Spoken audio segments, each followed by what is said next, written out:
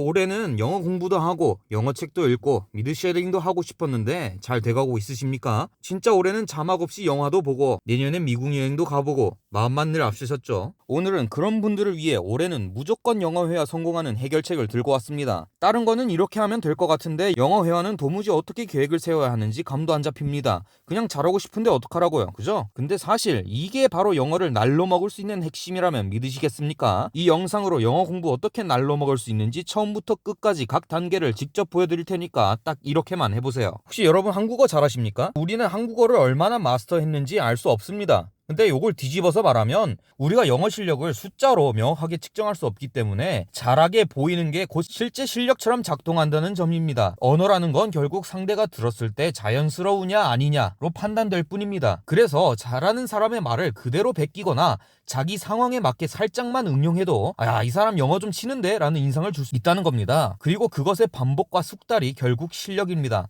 아이가 어머니나 선생님 말씀을 따라서 배우는 것과 같은 원리입니다. 자, 그러면 어떤 선생님 매체를 선택하는 게 정말 중요해지겠죠. 자, 유튜브 보면 바로 성인들을 위한 팝송이나 미드, 영화를 쉐도잉하면서 바로 느는 재능충 분들이 계십니다. 아무리 어려워도 포기할 수 없을 정도로 어떤 분야에 미친 듯한 관심이 있거나 이렇게 재능이 있어서 걷는 것보다 뛰는 것을 먼저 배우실 수 있는 분들이 계시지만 아마 그런 분들은 이 영상을 안 들어오셨을 겁니다. 즉, 내가 관심 가졌던 매체들이 너무 어려워서 한번 포기하신 경험이 있으시다면 이 영상을 끝까지 시청하시면 되겠습니다.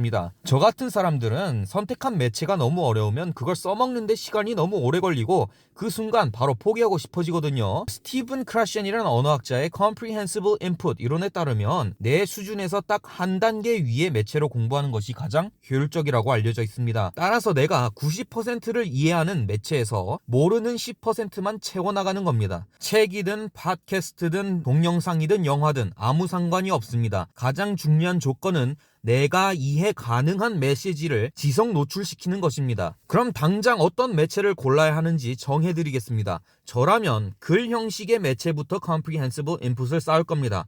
왜냐하면 글은 다시 읽어볼 수 있고 고민해볼 수 있기 때문입니다. 듣기처럼 실시간인 매체는 귀찮으면 그냥 넘어가고 싶고 놓쳤는지조차 모를 수 있기 때문입니다. 또한 책은 소리내서 읽어볼 수 있다는 겁니다. 본인이 선택한 책을 소리내서 읽어보세요. 자연히 발음이나 리스닝, 축약이나 연음까지 터득할 수 있습니다. 특히 대부분의 동화책은 오디오북이 있기 때문에 원어민 성우의 발음과 비교하여 그의 발음뿐 아니라 톤이나 속도까지 그대로 베끼려고 노력한다면 이는 스피킹이나 리스닝 영역에서까지 든든한 보조바퀴가 되어드릴 겁니다. 이렇게 하고 나면 듣기는 정말 아는 만큼 바로바로 들립니다. 즉 읽기는 듣기라는 두발 자전거를 타기 위한 보조바퀴입니다. 허나 이 독해도 우리가 수능이나 토익을 위해 읽는 방법으로 분석하는 방법으로 읽으면 오히려 독이 되는 경우가 많습니다. 이 이야기는 너무나도 중요하고 내용이 방대하기 때문에 제 채널에 이 영상들을 꼭 참고하시기 바랍니다. 이 영상을 시청하시는 분들 대부분은 동화책을 읽으셔야 할 레벨일 겁니다. 이 동화책이든 소설이든 이 책들은 수치화할 수 있으므로 이 책은 한번 정복해보겠다 또는 올해는 이 쉬운 그림책 100권을 읽겠다 등의 목표 그에 대한 계획을 세우고 실행할 수 있습니다. 즉 여러분들께서 새로 산 다이어리에는 이러한 책들의 권수나 페이지에 대한 계획이 적혀 있어야 합니다. 듣기는 회화의 반쪽입니다. 제대로 알아듣기만 해도 회화는 반 이상 했다고 봐도 됩니다. 다시 말하지만 들은 내용을 그대로 내가 말할 줄만 알면 그것이 곧 실력이고 반복을 통해 체화하고 응용하면 바로 수준급 스피커가 되는 것이기 때문입니다. 제 리스닝 실력을 가장 빨리 올려준 것은 바로 딕테이션, 즉 받아쓰기입니다. 내가 읽던 책의 읽은 부분의 오디오북을 틀어놓고 그 문장들을 한번 받아 써보세요. 자, 여기서 생판 다른 매체의 듣기를 하지 않는 이유는 첫째, 그 매체에 정확한 대본이 존재하지 않을 수 있기 때문이고 둘째, 받아쓰기가 생각보다 정말 어렵기 때문입니다. 어려움이나 좌절감을 최소화시킴으로써 최소한의 고통으로 실력을 향상시킬 수 있는 보조바퀴인 셈입니다. 자, 이후 어느샌가 영어책 전부가 들리기 시작하는 때가 올 겁니다. 그때 다른 매체들을 보면서 이해가 되는지 한번 테스트를 해보세요. 보통은 이 단계가 되면 그 동화책과 비슷한 수준의 매체는 모두 들리게 됩니다.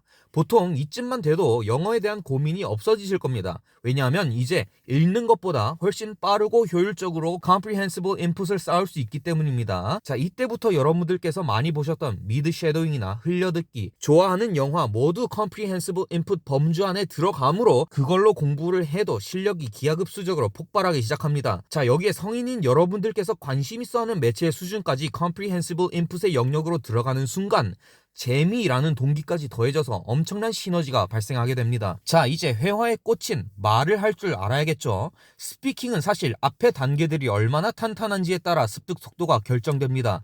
스피킹의 보조바퀴는 장문입니다. 하지만 절대 학술적이거나 문학적 장문이 아닙니다. 오직 보조바퀴의 개념입니다. 여기서 제가 추천하는 또 하나의 보조바퀴는 바로 일기쓰기입니다. 아무래도 일기를 쓰는 습관 자체도 정말 좋고 내 영어 실력이 느는 모습을 추적하기 정말 좋기 때문입니다. 여기서 중요한 점은 일기를 쓰면서 절대 번역기나 AI한테 물어보지 않는 겁니다. 또한 내가 하고 싶은 말을 일단 한국어로 써놓고 그것을 번역하는 것은 절대 금물입니다.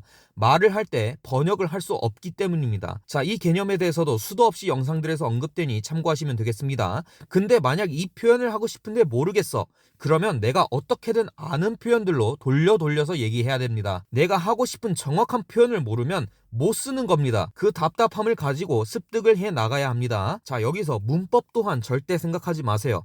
말하면서 문법도 절대 생각할 수 없기 때문입니다. 아니, 이것도 하지 말고 저것도 하지 말고 대체 어떻게 하라는 건지 벌써부터 답답하시죠? 여기에 보조바퀴를 하나 더 추천해드리겠습니다. 우리가 읽기로 계획한 책을 앞에 펼쳐두고 그 문장들을 참고 삼아서 일기를 써보세요. 번역이나 문법은 말하면서 생각할 수 없지만 머릿속에서 맴도는 표현이나 문장 등은 생각하면서 말할 수 있기 때문입니다. 자, 최근에 말도 안 되는 선생님이 우리 모두에게 무료로 뿌려졌습니다. 일기를 쓰고 나서 챗 GPT 같은 AI에 본인이 쓴 문장들을 자연스럽게 고쳐달라고 해보세요. 그리고 고친 이유까지 물어보면 정말 친절하게 답해줄 겁니다. AI로 공부하면 AI처럼 말하게 될까봐 걱정하시는 분들이 계신데 AI처럼이라도 말부터 트고 나서 실제 소통을 하면서 그런 뉘앙스를 고쳐나가는 것은 충분히 가능합니다. 초반에는 엄청난 첨삭이 일어날 건데 이를 몽땅 외우는 것은 불가능합니다. 일단 첫 번째로 문법적인 것은 다 버리세요. 그리고 기억하고 싶은 끌리는 첨삭 내용 딱 하나만 가져가려고 해봅시다. 그러고 나서 첨삭된 버전을 첨삭 전 일기 아래에 다시 적어 놓으세요. 그리고 다음날 전날 일기와 첨삭 버전을 한번 읽어보고 기억하려던 첨삭 내용 한 가지가 무엇이었는지 상기시키고 그날 일기를 적으시면 되겠습니다. 자, 이렇게 일기를 쓰다 보면 겹치는 문장들이나 표현들이 나타나기 시작할 겁니다. 이 표현이나 문장들은 우리가 의식적으로 생각하지 않아도 느낌에서 바로 튀어나오는 문장들입니다. 이러한 문장들이 말하기를 함에 있어서 싹을 틔우는 소중한 씨앗들입니다. 결국 이런 문장들이 모여서 더 이상 쓰기도 귀찮아지는 문장들이 많아지면 이것이 진정한 회화가 완성된 것입니다. 그래서 여러분들께서 당장 하셔야 할 것은 comprehensible input이 될 만한 동화책 하나를 선택하시고 그것부터 다 읽어보는 계획을 세우시는 겁니다. 동시에 문장들을 소리내서 읽어보고 오디오북을 들어보고 그날부터 일기를 쓰시는 겁니다. 자, 이쯤 되면 책을 고르는 것조차 막막하실 겁니다. 이 모든 계획의 근원인 책은 정말 많은 도서들이 있지만 제가 추천하는 책은 바로 The Diary of a Wimpy Kid입니다.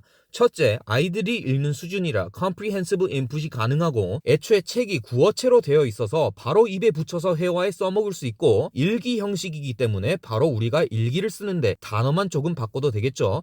내용 또한 베스트셀러 명예로 재미가 보장되어 있습니다. 심지어 오디오북까지 유튜브에 무료로 있습니다. 이 영상에서 다룬 모든 부분을 이 책 한 권으로 시작하실 수 있다는 겁니다. 만약 이 책으로 독해를 당장 문법 공부나 번역 없이 시작하시는 방법이 궁금하시다면 아래 고정 댓글 링크를 확인해주세요. 앞으로도 좋은 영상으로 찾아뵙겠습니다.